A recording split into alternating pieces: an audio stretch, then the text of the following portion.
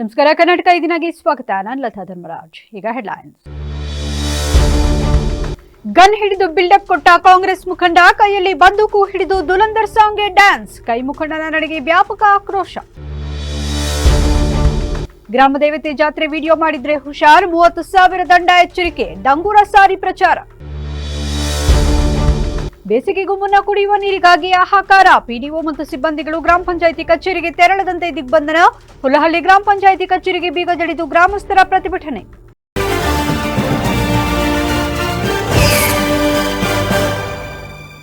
ಕೈಯಲ್ಲಿ ಬಂದೂಕು ಹಿಡಿದು ಡ್ಯಾನ್ಸ್ ಮಾಡಿ ಕಾಂಗ್ರೆಸ್ ಮುಖಂಡ ಬಿಲ್ಡಪ್ ಕೊಟ್ಟು ಪೋಸ್ ನೀಡಿದ್ದಾರೆ. ಅಫ್ಜಲಪುರ ಕಾಂಗ್ರೆಸ್ ಮುಖಂಡ ಮಥಿನ್ ಪಟೇಲ್ ಬಿಲ್ಡಪ್ ಕೊಟ್ಟಿದ್ದಾರೆ. ಮದುವೆ ಕಾರ್ಯಕ್ರಮದಲ್ಲಿ ಗನ್ ಹಿಡಿದು ಬಿಲ್ಡಪ್ ಕೊಟ್ಟಿದ್ದಲ್ಲದೆ ದುಲಂದರ್ ಸಾಂಗ್ಗೆ ಗನ್ ಹಿಡಿದು ಡ್ಯಾನ್ಸ್ ಕೂಡ ಮಾಡಿದ್ದಾರೆ. ಕಾಂಗ್ರೆಸ್ ಶಾಸಕ ಎಂವೈ ಪಾಟೀಲ್ ಅವರ ಬಲಗೈ ಬಂಟನಾಗಿರೋ ಮಥಿನ್ ಪಟೇಲ್ ಕಲಬುರಗಿ ನಗರದಲ್ಲಿ ನಡೆದ ಮದುವೆ ಕಾರ್ಯಕ್ರಮದಲ್ಲಿ ಗನ್ ಹಿಡಿದು ಪೋಸ್ ಕೊಟ್ಟಿದ್ದಾರೆ. ಕೈ ಮುಖಂಡನ ನಡೆಗೆ ವ್ಯಾಪಕ ಆಕ್ರೋಶ ವ್ಯಕ್ತವಾಗಿದೆ. ಗ್ರಾಮದೇವತೆ ಜಾತ್ರೆಯಲ್ಲಿ ಕುಡಿದು ಗಲಾಟೆ ಮಾಡಿದ್ರೆ, ಹೆಣ್ಣು ಮಕ್ಕಳ ವಿಡಿಯೋ ಮಾಡಿದ್ರೆ 30,000 ದಂಡ ವಿಧಿಸುವ ವಾರ್ನಿಂಗ್ ನೀಡಲಾಗಿದೆ. ನಂಜನಗೂಡು ತಾಲೂಕು ಗೋಳೂರು ಗ್ರಾಮದಲ್ಲಿ ಡಂಗೂರ ಬಾರಿಸಿ ಎಚ್ಚರಿಕೆ ನೀಡಲಾಗಿದೆ. ಗ್ರಾಮದೇವತೆ ಜಾತ್ರೆ ವೇಳೆ ಯಾವುದೇ ರೀತಿಯ ವಿಡಿಯೋ ಮಾಡಿದ್ರೆ ದಂಡ ಫಿಕ್ಸ್ ಆಗಿದೆ. ನಾಳೆ ಅಂದ್ರೆ ಫೆಬ್ರವರಿ 10ರಿಂದ 3 ದಿನಗಳ ಕಾಲ ಗೋಳೂರು ಗ್ರಾಮದಲ್ಲಿ ಗ್ರಾಮದೇವತೆ ಜಾತ್ರೆ ನೆರವೇರಲಿದೆ. ಹೆಣ್ಣುಮಕ್ಕಳ ವಿಡಿಯೋ ತೆಗೆಯುವುದು ಅಥವಾ ಕುಡಿದು ಗಲಾಟೆ ಮಾಡುವ ವಿಚಾರದಲ್ಲಿ ಗ್ರಾಮದ ಮುಖಂಡರು ಮುನ್ನೆಚ್ಚರಿಕೆ ಕ್ರಮ ಕೈಗೊಂಡಿದ್ದಾರೆ. ಯಾವುದೇ ರೀತಿ ವಿಡಿಯೋ ಮಾಡಲು ಅವಕಾಶವಿಲ್ಲ. ಗ್ರಾಮದ ನಿವಾಸಿ ಚಕ್ರನ ಜವರಯ್ಯ ಎಂಬುವರ ಮೂಲಕ ತಮಟೆ ಬಾರಿಸಿ ಗ್ರಾಮದಲ್ಲಿ ಡಂಗೂರ ಸಾರಿಸಿದ್ದಾರೆ. ಅಲ್ಲದೆ ವಾಡಿಕೆಯಂತೆ 30 ದಿನಗಳವರೆಗೆ ಗ್ರಾಮದಲ್ಲಿ ಮಾಂಸಾಹಾರ ಊಟ ಹಾಗೂ ಒಗ್ಗರಣೆ ನಿಷೇಧ ಸಹ ಆಚರಣೆ ಮಾಡಿಕೊಂಡು ಗ್ರಾಮ ದೇವತೆ ಮಾರಮ್ಮನ ಹಬ್ಬವನ್ನ ಗ್ರಾಮದಲ್ಲಿ ಕಟ್ಟುನಿಟ್ಟಾಗಿ ಆಚರಿಸಲಾಗುತ್ತಿದೆ ಎನ್ನುತ್ತಾರೆ ಗ್ರಾಮದ ಮುಖಂಡರು.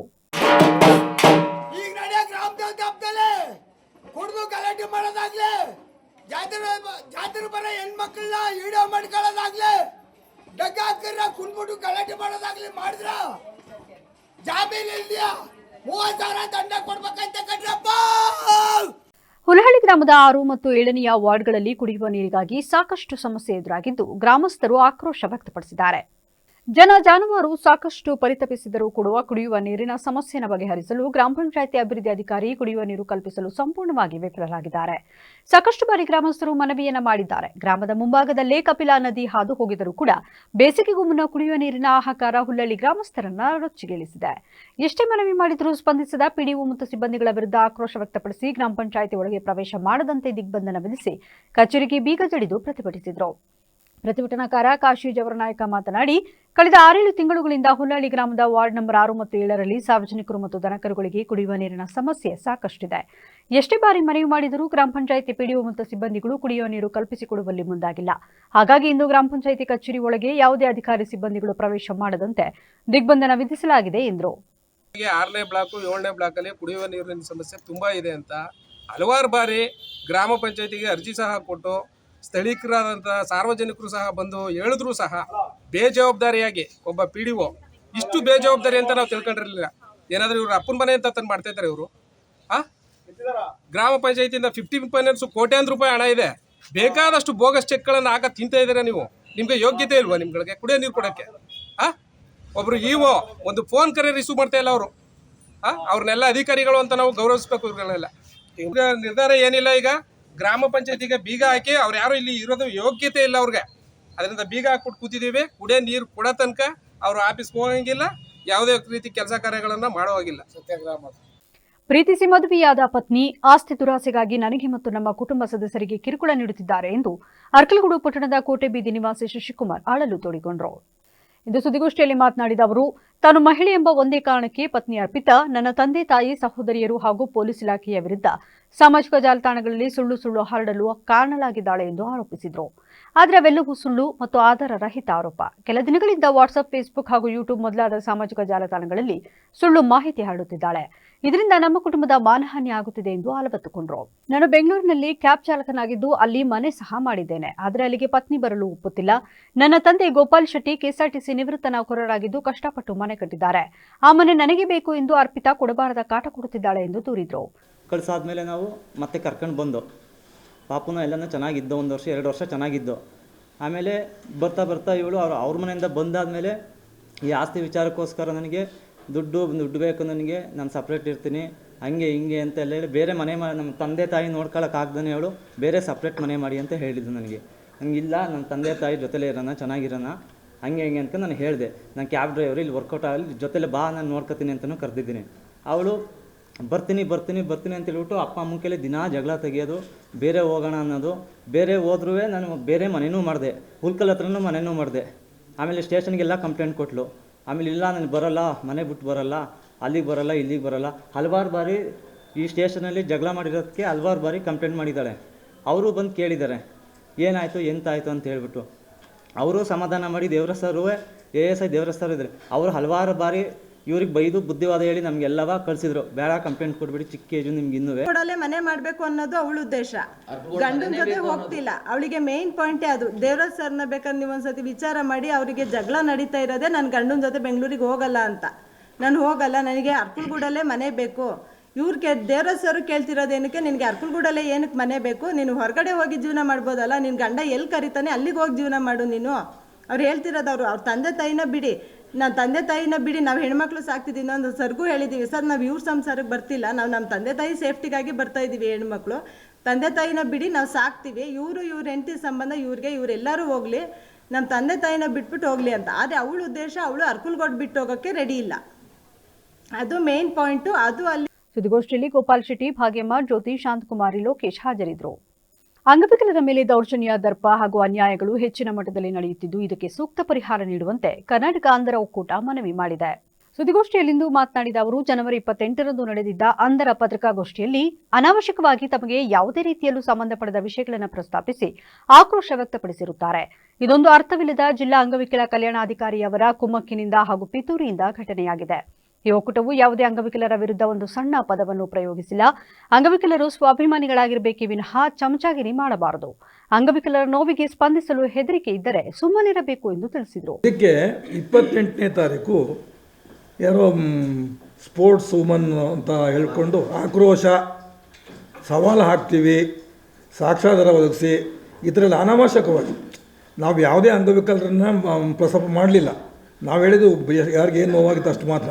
ಅದಕ್ಕೆ ಇವರು ಈ ಥರದಲ್ಲಿ ಪತ್ರಿಕಾಗೋಷ್ಠಿ ಮಾಡಿದ್ರು, ಸವಾಲು ಹಾಕ್ತೀವಿ ಅಂತ. ಈಗ ಅವ್ರ ಸವಾಲಿಗೆ ನಾವೇನು ಮತ್ತೆ ಮರು ಸವಾಲು ಹಾಕೋದಿಲ್ಲ. ಆದರೆ ಅವರು ಏನು ಹೇಳಿದ್ರು ಅದು ಆ ಸಮಾಜ ಅಥವಾ ಸಾರ್ವಜನಿಕರಿಗೆ ಅದೇ ಸರಿ ಅಂತ ಅನಿಸ್ಬಿಡುತ್ತೆ. ಅದಕ್ಕಾಗಿ ನಾವು ಸ್ವಲ್ಪ ವಿವರಣೆ ಕೊಡೋಕ್ಕೋಸ್ಕರ ನಾವು ಇವತ್ತು ಪತ್ರಿಕಾಗೋಷ್ಠಿಯಲ್ಲಿ ಬಂದು ಸೇರಿಕೊಂಡಿದ್ದೀವಿ. ಏನಂದ್ರೆ ಈಗ ಅವ್ರಿಗೆ ಸಾಕ್ಷ್ಯಾಧಾರ ಬೇಕು ಅಂತ ಏನು ನೋವಾಗಿದೆ ನಮಗೆ. ನನ್ನನ್ನೇ ಒಂದು NGO ಅಸೋಸಿಯೇಷನ್ ಮೀಟಿಂಗ್ ಕರೆದಿದ್ರು ಅವರು, EW ಅವರು. ಅಲ್ಲಿ ಅವ್ರು ಹೇಳಿದಕ್ಕೆಲ್ಲ ಸುಮ್ಮನೆ ಪಾಪ ಎಲ್ಲ ಇವರು NGOಗಳು ಸುಮ್ಮನೆ ಕೂತ್ಕೊಂಡು ಹ್ಞೂ ಅಂತಿದ್ದಾರೆ. ಏನು ಉತ್ತರ ಕೊಡೋಂಗಿಲ್ಲ ಅವ್ರಿಗೆ. ನಾವು ಉತ್ತರ ಕೊಡಲಿಕ್ಕೆ ನೀವು ಆಚೆಗೆ ಹೋಗಿ ಅಂತ ಆಚೆ ಕಳಿಸಿದ್ರು. ನಾನು ಅವ್ರ ಮೇಲೇನು ಘರ್ಷಣೆಗೆ ಹೋಗಲಿಲ್ಲ, ಆದರೆ ಹೇಳಿದ್ನೆಲ್ಲ ಒಪ್ಕೊಳ್ಳೋಕ್ಕಾಗೋದಿಲ್ಲ. ಏನೋ ಪ್ರಶ್ನೆ ಹಾಕಿದ್ದಕ್ಕೆ ನಾನು ಅದಕ್ಕೆ ಉತ್ತರ ಹೇಳಿದ್ದಕ್ಕೆ ಅವರು ಆಚೆಗೆ. ಮಲ್ನಾಡ್ ಕಾಲೇಜ್ ಆಫ್ ಇಂಜಿನಿಯರಿಂಗ್ ಕಾಲೇಜಿನಲ್ಲಿ ಲೈವ್ ಮ್ಯೂಸಿಕ್ ಕನ್ಸರ್ಟ್ ಕಾರ್ಯಕ್ರಮ ನಡೆಯಿತು. ಫೆಬ್ರವರಿ 9ರಂದು ನಡೆದ ಲೈವ್ ಮ್ಯೂಸಿಕ್ ಕನ್ಸರ್ಟ್ ಕಾರ್ಯಕ್ರಮದಲ್ಲಿ ವಿದ್ಯಾರ್ಥಿಗಳಿಗೆ ವಿದ್ಯಾಭ್ಯಾಸದ ಜೊತೆಗೆ ಸಾಂಸ್ಕೃತಿಕ ಕಾರ್ಯಕ್ರಮದ ಅರಿವು ಇರಬೇಕು ಎಂಬ ದೃಷ್ಟಿಯಿಂದ ಕಾರ್ಯಕ್ರಮವನ್ನು ನಡೆಸಲಾಯಿತು. ಕಾರ್ಯಕ್ರಮದಲ್ಲಿ ವಿದ್ಯಾರ್ಥಿಗಳು, ಉಪನ್ಯಾಸಕರು ಹಾಜರಿದ್ದು ಸಂಗೀತ ಕಾರ್ಯಕ್ರಮಕ್ಕೆ ಕೈಜೋಡಿಸಿದರು.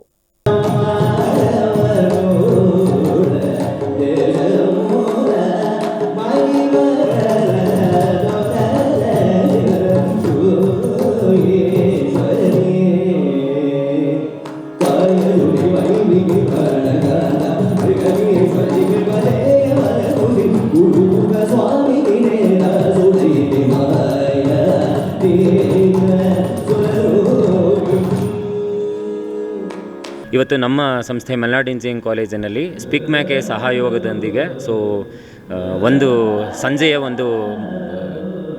ಸಂಗೀತ ಕಾರ್ಯಕ್ರಮವನ್ನು ಏರ್ಪಡಿಸಿದ್ದೇವೆ. ಚೆನ್ನೈನ ಹೆಸರಾಂತ ಗಾಯಕರಾದ ವಿದ್ವಾನ್ ಅಭಿಷೇಕ್ ರಘುರಾಮ್ ಅವರ ಒಂದು ತಂಡ ಇವತ್ತು ನಮ್ಮ ಕಾಲೇಜಿನಲ್ಲಿ ಕಾರ್ಯಕ್ರಮ ನಡೆಸ್ಕೊಡ್ತಾ ಇದೆ.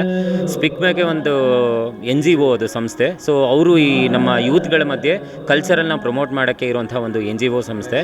ಅದು ಈ ನಮ್ಮ UGC AICTE ಎಲ್ಲ ಸಂಸ್ಥೆಗಳಲ್ಲೂ ಅದು ತನ್ನ ಕೆಲಸವನ್ನು ನಿರ್ವಹಿಸುತ್ತೆ. ಇವತ್ತು ಅದರ ಸಹಯೋಗದೊಂದಿಗೆ ನಾವಿಲ್ಲಿ ನಮ್ಮ ಕಾಲೇಜಲ್ಲಿ ಕಾರ್ಯಕ್ರಮವನ್ನು ಏರ್ಪಡಿಸಿದ್ದೇವೆ. ಅವ್ರ ಹೆಸರುಗಳು ತಾಲೂಕು ರೈತ ಸಂಘದ ನೂತನ ಪದಾಧಿಕಾರಿಗಳ ಪದಗ್ರಹಣ ಕಾರ್ಯಕ್ರಮವನ್ನು ಫೆಬ್ರವರಿ 13ರಂದು ಹಮ್ಮಿಕೊಂಡಿರುವುದಾಗಿ ತಾಲೂಕು ರೈತ ಸಂಘದ ಅಧ್ಯಕ್ಷ HH ಭುವನೇಶ್ವರ್ ತಿಳಿಸಿದ್ದಾರೆ. ಸೋಮವಾರ ಪತ್ರಿಕಾಗೋಷ್ಠಿಯಲ್ಲಿ ಮಾತನಾಡಿದ ಅವರು ವಿಶ್ವ ರೈತ ಚೇತನ ರಾಜ್ಯ ರೈತ ಸಂಘದ ಸ್ಥಾಪಕ ಪ್ರೊಫೆಸರ್ ಎಂಡಿ ನಂಜುಂಡಸ್ವಾಮಿಯವರ 90ನೇ ಜನ್ಮದಿನಾಚರಣೆ ಹಾಗೂ ಪದಗ್ರಹಣವನ್ನ ಅರ್ಕಲಗೂಡು ಪಟ್ಟಣದ ಎಪಿಎಂಸಿ ಆವರಣದಲ್ಲಿ ಫೆಬ್ರವರಿ 13ರಂದು ಬೆಳಗ್ಗೆ 10ಕ್ಕೆ ಕಾರ್ಯಕ್ರಮ ಆಯೋಜಿಸಿದ್ದು ದೊಡ್ಡಮಠದ ಮಠಾಧೀಶ ತಾಲೂಕು ರೈತ ಸಂಘ ಹಾಗೂ ಹಸಿರು ಸೇನೆ ಕಾರ್ಯಾಧ್ಯಕ್ಷ ಮಲ್ಲಿಕಾರ್ಜುನ ಸ್ವಾಮೀಜಿ ಸಾನ್ನಿಧ್ಯ ವಹಿಸುವರು. ಹಿರಿಯ ರೈತ ಹೋರಾಟಗಾರ ಎಸ್ಎನ್ ಮಂಜುನಾಥ್ ದತ್ತ ಕಾರ್ಯಕ್ರಮ ಉದ್ಘಾಟಿಸಲಿದ್ದು ತಾವು ಅಧ್ಯಕ್ಷತೆ ವಹಿಸುವರು. ಸಂಘದ ಹಿರಿಯ ಮುಖಂಡರಾದ ರಾಜೇಗೌಡ, ರಾಮೇಗೌಡ, ಕಣ್ಗಲ್ಮೂರ್ತಿ, ಗ್ಯಾರಂಟಿ ರಾಮಣ್ಣ, ಶ್ರೀಕಂಠ ದುಡ್ಡೇರಿ ಪಾಲ್ಗೊಳ್ಳುವರು ಎಂದು ಹೇಳಿದರು. ಯಾರು ಆಯ್ಕೆ ಆಗಿದ್ದಾರಲ್ಲ ಅದಾದ್ಮೇಲೆ ಭುವನೇಶ್ವರ್ ನೀವು ಕಾರ್ಯಕ್ರಮ ಮಾಡ್ತಿದ್ರಲ್ಲ ಅದ್ರ ಬಗ್ಗೆ ಇದು ಮೈಕ್ ಆ ಕಡೆ ತಿರ್ಸೋಣ.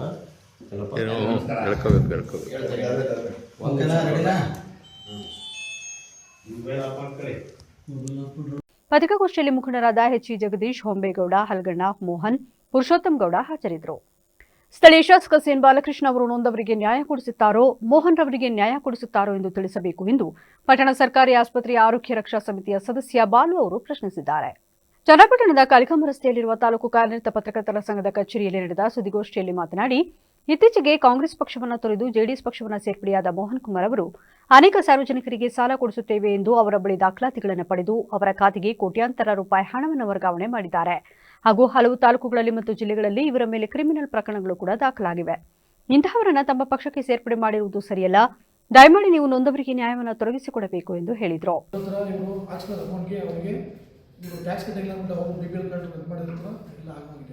ಜೊತೆಗೆ ಇವರೇ ಮೊನ್ನೆ ಹೇಳ್ತಾರೆ, ಏನಂತ ಹೇಳ್ತಾರೆ, ನಾನು JDS ಇದ್ದಾಗ ಯಾವುದೋ ರಾಜಕೀಯನೇ ಗೊತ್ತಿದ್ದಿಲ್ಲ, ಅಂಥ ಮೂಮೆಂಟಲ್ಲಿ ನಾನು ಕಾಂಗ್ರೆಸ್ ಪಕ್ಷಕ್ಕೆ ಹೋದೆ, ಅವಾಗ ನನ್ನ ಯೂತ್ ಕಾಂಗ್ರೆಸ್ ಅಧ್ಯಕ್ಷ ಮಾಡೋದು ಅಂತ ಹೇಳ್ತಾರೆ. ಅಲ್ಲಿಗೆ ನಮ್ಮ ಪಕ್ಷದವ್ರಿಗೆ ಎಂಥ ಸ್ಥಾನಮಾನ ಕೊಟ್ಟಿದ್ದೇನೆ ಅಂತ ಅವರು ಬದುಕಬೇಕಾಗಿತ್ತು. ಅವರಿಗೆ ರಾಜಕೀಯನೇ ಗೊತ್ತಿಲ್ಲ ಟೈಮಲ್ಲಿ ನಮ್ಮ ಕಾಂಗ್ರೆಸ್ ಪಕ್ಷ ಯೂತ್ ಕಾಂಗ್ರೆಸ್ ಅಧ್ಯಕ್ಷ ಮಾಡೋದು ಅಂದರೆ ಆ ನಂಬಿಕೆನ ಪಾರ್ಟಿನ ಉಳಿಸ್ಕೋಬೇಕಾಗಿತ್ತು. ಆ ಯೋಗಿದ್ದೆ ಇಲ್ಲ ಉಳಿಸ್ಕೊಳ್ಳೋದು, ಆಯಿತಾ? ಅವ್ರು ಹೋಗಿದ್ರೆ ಹೋಗಲಿ, ನಮ್ಗೆ ವಿರೋಧ ಇಲ್ಲ. ಅದು ಬಿಟ್ಬಿಟ್ಟು ನಮ್ಮ ಪಾರ್ಟಿನ, ನಮ್ಮ ಕಾಂಗ್ರೆಸ್ ಮುಖಂಡರುಗಳನ್ನ ಇವರು ತೇಜವನ್ನ ಮಾಡಿಬಿಟ್ಟು ಹೋಗೋದು, ಇದು ಇಷ್ಟು ಬಿಡಿ ಸರಿಯಲ್ಲ. ಅವ್ರಿಗೆ ಅನ್ಯಾಯ ಆಗಿರೋರೆಲ್ಲ ಬಂದು ಕುತ್ಕೊಂಡ್ರೆ ಇದು ಪ್ರೆಸ್ ಕ್ಲಬ್ಬೇ ಸಾಲಲ್ಲ. ಅವ್ರು ಇಷ್ಟು ಜನ ಅನ್ಯಾಯ ಮಾಡಿದ್ದಾರೆ, ಅವರೆಲ್ಲ ಬಂದು ಕುತ್ಕೊಂಡು ಪ್ರೆಸ್ ಮೀಟ್ ಮಾಡೋಕೆ ಕುತ್ಕೊಂಡ್ರೆ ಈ ಪ್ರೆಸ್ ಕ್ಲಬ್ಬೇ ಸಾಲಲ್ಲ. ನಾನು ಹಿಂದೆ ಒಂದೇ ಮಾತು ಹೇಳೋ ಶಾಸಕರಿಗೆ, ಇವ್ರನ್ನ ಉಳಿಸ್ಕೊತಿರೋ ಇಲ್ಲ ಅನ್ಯಾಯ ನೀವು ನ್ಯಾಯ ಕೊಡಿಸ್ತಿರೋ. ಇದೇ ಸಂದರ್ಭದಲ್ಲಿ ತಾಲೂಕು ಪಂಚಾಯಿತಿ ಕೆಡಿಪಿ ಸದಸ್ಯ ಮಹೇಶ್ ಕಬ್ಬಾಳ್ ಮಾತನಾಡಿ, ಯೂತ್ ಕಾಂಗ್ರೆಸ್ ಪಕ್ಷದ ಅಧ್ಯಕ್ಷರಾದ ಮೋಹನ್ ರವರ ಬಗ್ಗೆ ಎಷ್ಟು ಹೇಳಿದರೂ ಅವರ ಗುಣಗಾನ ಸಾಲದು. ಒಂದು ಕಾಲದಲ್ಲಿ ರಾಜಕೀಯದ ಬಗ್ಗೆ ಏನೂ ತಿಳಿಯದ ವ್ಯಕ್ತಿಗೆ ಯೂತ್ ಕಾಂಗ್ರೆಸ್ ಪಕ್ಷದಿಂದ ಟಿಕೆಟ್ ಅನ್ನು ನೀಡಿ ಅವರನ್ನು ತಾಲೂಕು ಯೂತ್ ಕಾಂಗ್ರೆಸ್ ಪಕ್ಷದ ಅಧ್ಯಕ್ಷರನ್ನಾಗಿ ಆಯ್ಕೆ ಮಾಡಲಾಗಿತ್ತು. ಆದರೆ ಕೆಲವು ವರ್ಷಗಳ ಹಿಂದೆ ಪಕ್ಷದಲ್ಲಿ ಯಾವುದೇ ಕಾರ್ಯಚಟುವಟಿಕೆ ಮಾಡದೆ ಇವರನ್ನ ಪಕ್ಷದಿಂದ ದೂರ ಇಡಲಾಗಿತ್ತು. ಆದರೆ 10 ವರ್ಷಗಳ ಹಿಂದೆ ಪುರಸಭಾ ಚುನಾವಣೆಯಲ್ಲಿ ಸ್ಪರ್ಧಿಸಲು ಕೂಡ ಅವಕಾಶ ನೀಡಲಾಗಿತ್ತು. ಅದರಲ್ಲಿ ಬಂಡಾಯವಾಗಿ ಚುನಾವಣೆಯಲ್ಲಿ ಸ್ಪರ್ಧಿಸಿರುವ ಅಭ್ಯರ್ಥಿಗೆ ಇಂದು ಪುರಸಭಾ ನಾಮಿನಿ ಸದಸ್ಯರಾಗಿ ಆಯ್ಕೆ ಮಾಡಿರುವುದು ಹಿನ್ನೆಲೆ ಮನನೊಂದು ಇಂದು ಜೆಡಿಎಸ್ ಪಕ್ಷವನ್ನು ಸೇರ್ಪಡೆ ಮಾಡಿಕೊಳ್ಳುತ್ತಿದ್ದೇನೆ ಎಂದು ತಿಳಿಸಿದ್ದಾರೆ. ಸಕ್ರಿಯ ಕಾರ್ಯಕರ್ತರಾಗಿ ಉಳಿದಿರಲಿಲ್ಲ ಅವರು, ಅದರಿಂದ ಅವರೆಲ್ಲೂ ಕಾಣಿಸ್ಕೊಳ್ತಿರೋದ್ರಿಂದ ಇಲ್ಲಿ ನಮಗೆ ಪಾರ್ಟಿಗಳಿಗೂ ಇಲ್ಲಿ ಒಂದು ಅವರ ವಿಚಾರವಾಗಿ ಮಾತಾಡಬೇಕು ಅಂತ ಅನ್ನಿಸ್ತಾ ಇದೆ. ಇವತ್ತು ಮೊನ್ನೆ ಅವರು ನಮ್ಮ ಪಕ್ಷವನ್ನು ತೊರೆದು JDS ಪಕ್ಷವನ್ನು ಶಾಸಕರ ನೇತೃತ್ವದಲ್ಲಿ ಸೇರ್ಕೊಂಡಿದ್ದಾರೆ. ತುಂಬ ಸಂತೋಷದ ವಿಚಾರ. ಯಾಕೆ ಸೇರ್ಕೊಂಡಿದ್ದಾರೆ ಅಂತಂದರೆ, ಪಾರ್ಟಿಗೆ ಈ ಪಾರ್ಟಿ ಬಿಟ್ಟು ಬೇರೆ ಪಾರ್ಟಿಗೆ ಹೋಗೋದು ಸಹಜ. ಎಲ್ಲರೂ ಆ ಪಾರ್ಟಿಗೆ ಈ ಪಾರ್ಟಿಗೆ ಬರ್ತಾರೆ, ಈ ಪಾರ್ಟಿಗೆ ಆ ಪಾರ್ಟಿಗೆ ಬರ್ತಾರೆ. ಅವ್ರು ಹೋಗ್ಬೇಕಾದ್ರೆ ಒಂದು ದೂರನ್ನ ಇದು ಮಾಡಿದ್ದಾರೆ. ಏನಂತ ಹೇಳಿದ್ದಾರೆ ಅಂತಂದರೆ, ನನ್ನ ವಿರುದ್ಧವಾಗಿ ಚುನಾವಣೆ ಮಾಡಿದಂತಹ ಅವ್ರಿಗೆ ಪುರಸಭೆಯಲ್ಲಿ ನೀವು ನಾಮಿನಿ ಕೌನ್ಸಿಲರ್ ಮಾಡಿದಿರಿ, ಅದಕ್ಕೋಸ್ಕರವಾಗಿ ನಾನು ಮನನೊಂದು ನಾನು ಪಕ್ಷವನ್ನು ತ್ಯಜಿಸಿ ನಾನು JDS ಪಕ್ಷಕ್ಕೆ ಸೇರ್ಕೊಳ್ತಾ ಇದ್ದೀನಿ. ಇದೇ ಸಂದರ್ಭದಲ್ಲಿ ಸರ್ಕಾರಿ ಪಟ್ಟಣ ಆಸ್ಪತ್ರೆಯ ಆರೋಗ್ಯ ರಕ್ಷಾ ಸಮಿತಿಯ ಸದಸ್ಯ ಮೋಹನ್, ಪುರಸಭಾ ನಾಮನಿರ್ದೇಶಕ ಸದಸ್ಯ ರವಿ ಕಡ್ಡಿ, ಕಾಂಗ್ರೆಸ್ ಮುಖಂಡ ರಾಕೇಶ್ ಹಾಜರಿದ್ದರು. ಚನ್ನಪಟ್ಟಣ ತಾಲೂಕು ಆಡಳಿತದ ವತಿಯಿಂದ ತಾಲೂಕು ಕಚೇರಿ ಆವರಣದಲ್ಲಿ ಶಿವಶರಣರ ಜಯಂತ್ಯುತ್ಸವ ಕಾರ್ಯಕ್ರಮವನ್ನು ಸರಳವಾಗಿ ಆಚರಿಸಲಾಯಿತು.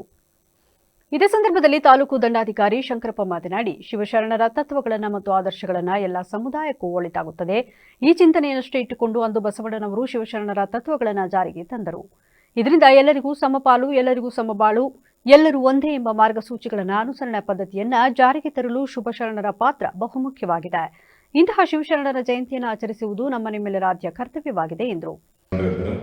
ಎಲ್ಲರನ್ನೂ ಸಮಾನವಾಗಿ ಸಾಮಾಜಿಕ ಭಿನ್ನಾಭಿಪ್ರಾಯಗಳು ಏನದ್ದು, ಅಸಮಾನತೆ ಏನತ್ತು, ಅದನ್ನೆಲ್ಲ ತೊಡೆದು ಹಾಕೋಕ್ಕೆ ಬಸವಣ್ಣನವರ ನೇತೃತ್ವದಲ್ಲಿ ಹಾಗೂ ಅಲ್ಲಮ ಪ್ರಭು ಅಧ್ಯಕ್ಷತೆಯಲ್ಲಿ ಪೀಠಾಧ್ಯಕ್ಷರಾಗಿ ಏನು ಕ್ರಾಂತಿಯನ್ನು ಮಾಡಿದ್ರೆ ಅವರು ಇವತ್ತು ನಾವು ಬಾಲಾಲ ಚೆನ್ನಯ್ಯ, ಗೌರವ ಕಕ್ಕಯ್ಯ, ಹುರಿಯ ಪೆದ್ದಲಿಂಗಿ ಇವರ ಜಯಂತಿಯನ್ನು ಆಚರಿಸ್ತಾ ಇದ್ದೇವೆ.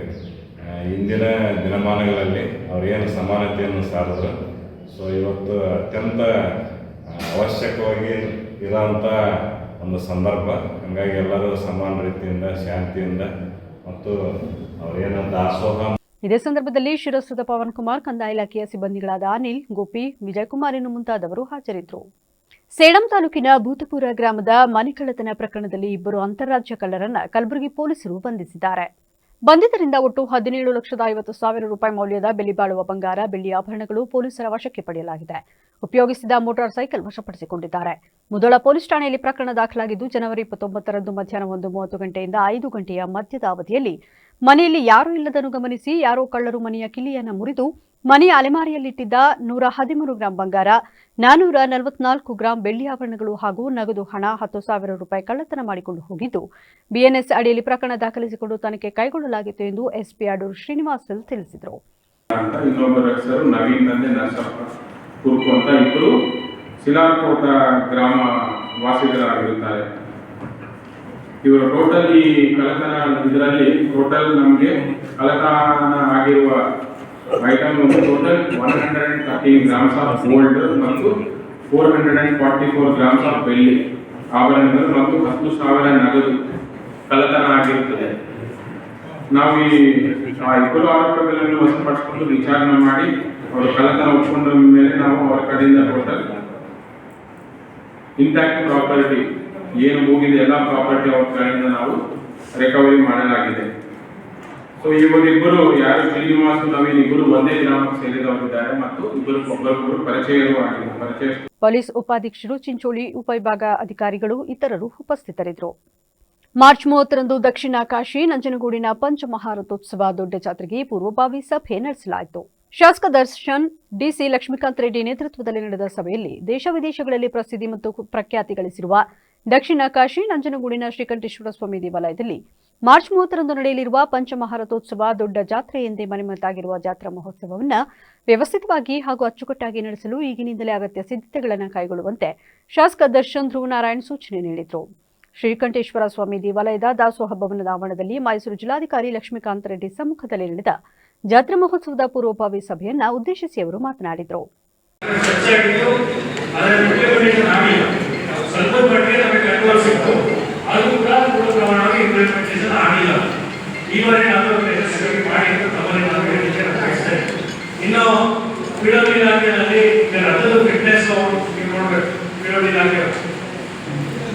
ಕಳೆದ ಬಾರಿ ಚಿಕಿತ್ಸೆಗಳು ಕೂಡ ಅಲ್ಲಿ ಸಮಸ್ಯೆ ಬಂದಿತ್ತು. ಅದರಿಂದ ಈ ವಿಚಾರದ ಬಗ್ಗೆ ತುಂಬಾ ಸೂಕ್ಷ್ಮವಾಗಿ ಗಂಭೀರತೆಯಿಂದ ಈಗಿಂದಲೇ ನಾವು ಫಿಟ್ನೆಸ್ ನೋಡ್ಕೋಬೇಕು. ಏನು ರಿಪೇರ್ಸ್ ಆಗಬೇಕು ಅದನ್ನ ನೋಟ್ ಮಾಡಿ ದೇವಾಲಯಕ್ಕೆ ಸಂಬಂಧಪಟ್ಟವರು ತೀರಿಸಿ ಅದನ್ನ ರೆಡಿ ಮಾಡಿ. ಜಿಲ್ಲಾಧಿಕಾರಿ ಲಕ್ಷ್ಮೀಕಾಂತ್ ರೆಡ್ಡಿ ಮಾತನಾಡಿ, ರಥೋತ್ಸವದ ಸಮಯದಲ್ಲಿ ರಥವನ್ನು ಎಳೆಯುವವರನ್ನು ಹೊರತುಪಡಿಸಿ ಸಾರ್ವಜನಿಕರು ರಥದ ಸಮೀಪಕ್ಕೆ ತೆರಳದಂತೆ ಮುನ್ನೆಚ್ಚರಿಕೆ ವಹಿಸಬೇಕು. ಜೊತೆಗೆ ಜಾತ್ರಾ ಮಹೋತ್ಸವದ ಸಮಯದಲ್ಲಿ ಸಿಕ್ಕವರೆಲ್ಲರೂ ಡ್ರೋನ್ಗಳನ್ನು ಹಾರಿಸುತ್ತಾರೆ. ಭದ್ರತೆಯ ಸಲುವಾಗಿ ಡ್ರೋನ್ಗಳನ್ನು ಹಾರಿಸುವುದನ್ನು ನಿಯಂತ್ರಿಸಲು ಸೂಚನೆ ನೀಡಿದರು. ಜಾತ್ರೆ ಸಮಯದಲ್ಲಿ 5 ದಿನಗಳ ಕಾಲ ಕಬಿನಿ ಅಣೆಕಟ್ಟಿನಿಂದ ನದಿಗೆ ನೀರು ಹರಿಸಲು ಕ್ರಮ ವಹಿಸುವಂತೆ ನೀರಾವರಿ ಇಲಾಖೆ ಅಧಿಕಾರಿಗಳಿಗೆ ಸೂಚನೆ ನೀಡಿದ ಅವರು, ಜಾತ್ರಾ ಮಹೋತ್ಸವವನ್ನು ಅಚ್ಚುಕಟ್ಟಾಗಿ ನಡೆಸುವ ಸಲುವಾಗಿ ಈಗಿನಿಂದಲೇ ಸಿದ್ಧತೆಗಳನ್ನು ಕೈಗೊಳ್ಳಬೇಕು ಎಂದು ತಿಳಿಸಿದರು.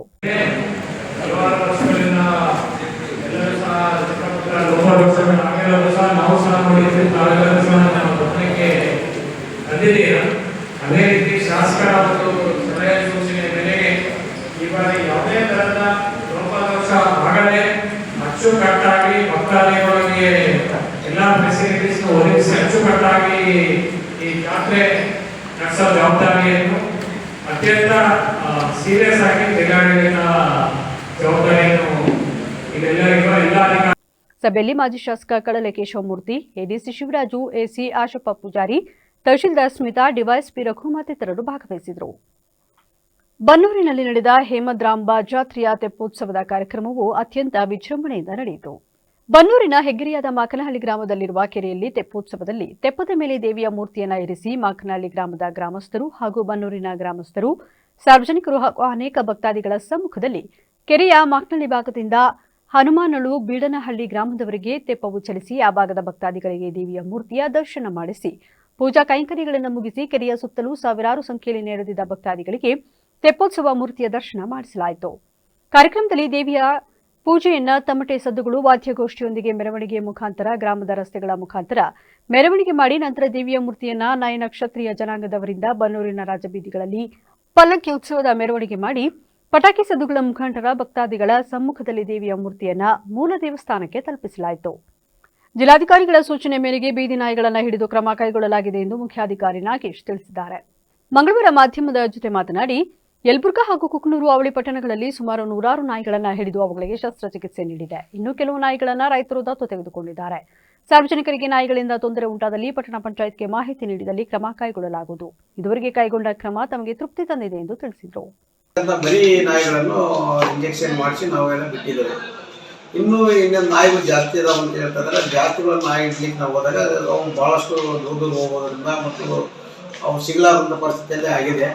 ಆಕಸ್ಮಿಕವಾಗಿ ರಾತ್ರಿ ಟೈಮಲ್ಲಿ ನಾಯಿಗಳು ಊರಲ್ಲಿ ಬಂದಲ್ಲಿ ಅಥವಾ ನಮಗೇನು ಗಮನ ತಂದಲ್ಲಿ ಸೀದಾ ನಮಗೆ ಕಚೇರಿ ತಲುಪಿಸಿದ್ದಲ್ಲಿ ಹೆಸರನ್ನು ಇಂಥ ನಾಯಿಗಳು ಬಂದಂತೆ ನಮ್ಗೆ ಹೇಳಿದರೆ ನಾವು ತಕ್ಷಣವೇ ನಾಯಿಗಳು ಇರುವಂಥ ವ್ಯವಸ್ಥೆ ನಾವು ಮಾಡ್ತಿದ್ದೇವೆ.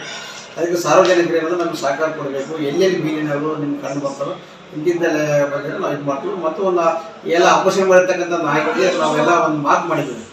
ಏನಾದರೂ ಕಿವಿಗಳನ್ನು ಕಟ್ ಮಾಡಿದ್ದೀವಿ. ಹಂಗಾಗಿ ಅವು ಅದಲ್ಲದೆ ಬೇರೆ ಯಾರೋ ನಾಯಿಗಳು ಬೀದಿಯಲ್ಲಿ ಕಂಡ್ರೆ ತಕ್ಷಣ ನಮಗೆ ತಿಳಿಸಿದ್ದಲ್ಲಿ ನಾವು ನಾಯಿಗಳನ್ನು ಹಿಡಿದು ಮತ್ತು ನಮ್ಮ ಸರ್ಕಾರದ ಏನು ಗೈಡ್ಲೈನ್ಸ್ ಇದೆ ಆ ಪ್ರಕಾರ ನಾವು ಮಾಡ್ಕೊಡ್ತೀವಿ. ಅದಕ್ಕೆ ಸಿಎಂ ಬದಲಾವಣೆ ಮಾಡುವುದು ಬಿಡುವುದು ಹೈಕಮಾಂಡ್ಗೆ ಬಿಟ್ಟ ವಿಚಾರ. ಆದರೆ ಸಿಎಂ ಬದಲಾವಣೆ ವಿಚಾರ ನನಗಂತೂ ಗೊತ್ತಿಲ್ಲ ಎಂದು ಶಾಸಕ ಎಸ್ಆರ್ ಶ್ರೀನಿವಾಸ್ ತಿಳಿಸಿದರು. ಗುಬ್ಬಿ ತಾಲೂಕಿನ ಬಿದರೆ, ಕಾಶಿಮಠ, ನಿಂಬೇಕಟ್ಟೆ ಹಾಗೂ ಮಾರ್ನಹಳ್ಳಿಯಲ್ಲಿ ಹಮ್ಮಿಕೊಂಡಿದ್ದ ವಿವಿಧ ಅಭಿವೃದ್ಧಿ ಕಾಮಗಾರಿಗೆ ಭೂಮಿ ಪೂಜೆ ಸಲ್ಲಿಸಿ ಮಾತನಾಡಿದ ಅವರು, ಪಕ್ಷದಲ್ಲಿ ಸಿಎಂ ಬದಲಾವಣೆ ವಿಚಾರವಾಗಿ ಹುಸೇನ್ ಇಕ್ಬಾಲ್ ಹಾಗೂ ಯತೀಂದ್ರ ಅವರ ವೈಯಕ್ತಿಕವಾಗಿ ಹೇಳಿದ್ದಾರೆ. ಆದರೆ ಯಾರು ಏನೇ ಹೇಳಿದರೂ ಸಿಎಂ ಬದಲಾವಣೆ ಮಾಡೋದು ಬಿಡೋದು ಹೈಕಮಾಂಡ್ಗೆ ಬಿಟ್ಟ ವಿಚಾರ. ಆದರೆ ಅವರ ಹೇಳಿಕೆಗಳನ್ನು ಅವರು ಹೇಳಿಕೊಂಡಿದ್ದಾರೆ ಎಂದು ಯತೀಂದ್ರ ಹಾಗೂ ಹುಸೇನ್ ಇಕ್ಬಾಲ್ ಅವರನ್ನು ಸಮರ್ಥಿಸಿಕೊಂಡರು. ಅಧಿವೇಶನದಲ್ಲಿ ಶಿವಲಿಂಗೇಗೌಡರು ಹಿರಿಯ ರಾಜಕಾರಣಿ, ಆದರೆ 1 ವರ್ಷದಿಂದಲೂ ಶಿವಲಿಂಗೇಗೌಡರ ಬಗ್ಗೆ ಅಧಿವೇಶನದಲ್ಲಿ ಕೊಬ್ಬರಿ ಕಳ್ಳ ಅಂತ ಹೇಳಿದ್ರು. ಮಂಗಳೂರು ಕಡೆಯವರು 3-4 ಜನ ಶಾಸಕರು ಹೊಸದಾಗಿ ಗೆದ್ದಿದ್ದಾರೆ. ಅವರು ಶಿವಲಿಂಗೇಗೌಡರನ್ನ ಟಾರ್ಗೆಟ್ ಮಾಡಿ ಮಾತನಾಡ್ತಿದ್ರು. ಅದಕ್ಕೆ ಶಿವಲಿಂಗೇಗೌಡರು ಸಿಟ್ಟಾಗಿ ಅವರನ್ನ ಬೈದಿದ್ದಾರೆ. ಆದರೆ ಅಧಿವೇಶನದಲ್ಲಿ ಇವೆಲ್ಲ ಮಾತಾಡಬಾರದು. ಒಬ್ಬ ವ್ಯಕ್ತಿ ಬಗ್ಗೆ ಮಾತಾಡೋದು ತಪ್ಪು. ಯಾರೇ ಆಗಿರಲಿ ಅಧಿವೇಶನದಲ್ಲಿ ಇವೆಲ್ಲ ಮಾತಾಡಬಾರದು.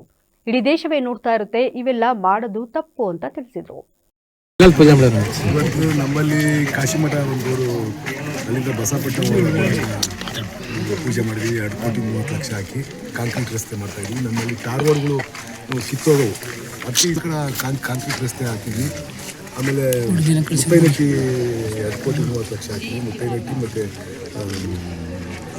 ಗೌರಿಪುರಕ್ಕೆ, ಆಮೇಲೆ ನಿಂಬೇಕಟ್ಟೆಯಿಂದ ಗೌರಿಪುರಕ್ಕೆ 2.5 ಕೋಟಿ ಪೂಜೆ ಮಾಡಿದ್ವಿ. ಮತ್ತು 92 ಅಂಗನವಾಡಿ ಕಟ್ಟಡಗಳನ್ನ ಹಾಕಿದ್ವಿ. ಅವು ಬಿದರೆ ಪಂಚಾಯತಿ 3 ಅಂಗನವಾಡಿ ಕಟ್ಟಡಗಳನ್ನ ಹಾಕಿದ್ದು. ಅವು ಇವತ್ತು ಪೂಜೆ ಮಾಡಿದ್ವಿ. ಮತ್ತು ಇದೊಂದು ಬಿಟ್ಟಿದ್ದು ಅವತ್ತು ಇದು PWD ಜೆಡ್ ಪಿಲ್ ಆಗಿರೋದು. ಅವತ್ತು ನಮ್ಮ ಮಲ್ಲೇಶ್ ಕೂಗಾಡ್ತಿದ್ದ ಆಗಿಲ್ಲ ಅಂತ. ಅವತ್ತು ಅದಿನ್ನೂ ಮೊನ್ನೆ. ಇದೇ ಸಂದರ್ಭದಲ್ಲಿ ಗ್ರಾಮ ಪಂಚಾಯತಿ ಮಾಜಿ ಅಧ್ಯಕ್ಷರಾದ ಯತೀಶ್, ಕೋಟೆನಿಂಗಪ್ಪ, ಪಿಡಿಒಗಳಾದ ಯುವರಾಜು, ಅಶೋಕ್ ಬಸವನಾಳು, ಗ್ರಾಮ ಪಂಚಾಯತಿ ಸದಸ್ಯರಾದ ಸಿದ್ದರಾಜು, ಸಾತೇನಹಳ್ಳಿ ರಾಜಣ್ಣ, ವತ್ಸಲಾ ಮೈಲಾರಯ್ಯ ಹಾಗೂ ಗ್ರಾಮಸ್ಥರು ಭಾಗವಹಿಸಿದರು. ಈಗ ಮತ್ತೊಮ್ಮೆ ಹೆಡ್ಲೈನ್ಸ್. ಗನ್ ಹಿಡಿದು ಬಿಲ್ಡಪ್ ಕೊಟ್ಟ ಕಾಂಗ್ರೆಸ್ ಮುಖಂಡ, ಕೈಯಲ್ಲಿ ಬಂದೂಕು ಹಿಡಿದು ದುಲಂದರ್ ಸಾಂಗ್ಗೆ ಡ್ಯಾನ್ಸ್, ಕೈ ಮುಖಂಡನ ನಡೆಗೆ ವ್ಯಾಪಕ ಆಕ್ರೋಶ.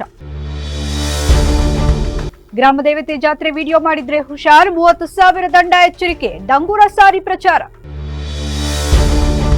ಬೇಸಿಗೆಗೂ ಮುನ್ನ ಕುಡಿಯುವ ನೀರಿಗಾಗಿ ಹಾಹಾಕಾರ, ಪಿಡಿಒ ಮತ್ತು ಸಿಬ್ಬಂದಿಗಳು ಗ್ರಾಮ ಪಂಚಾಯಿತಿ ಕಚೇರಿಗೆ ತೆರಳದಂತೆ ದಿಗ್ಬಂಧನ, ಹುಲಹಳ್ಳಿ ಗ್ರಾಮ ಪಂಚಾಯಿತಿ ಕಚೇರಿಗೆ ಬೀಗ ಜಡಿದು ಗ್ರಾಮಸ್ಥರ ಪ್ರತಿಭಟನೆ. ಇದಾಗಿತ್ತು ಇಲ್ಲಿವರೆಗಿನ ನ್ಯೂಸ್ ಅಪ್ಡೇಟ್ಸ್. ನಿರಂತರ ಸುದ್ದಿಗಾಗಿ ನೋಡ್ತಾರೆ ಬಿಬಿಸಿ ನ್ಯೂಸ್. ಇದು ಜನರ ಧ್ವನಿ. ಸತ್ಯದ ಕಡೆ ನಮ್ಮ ನಡೆ.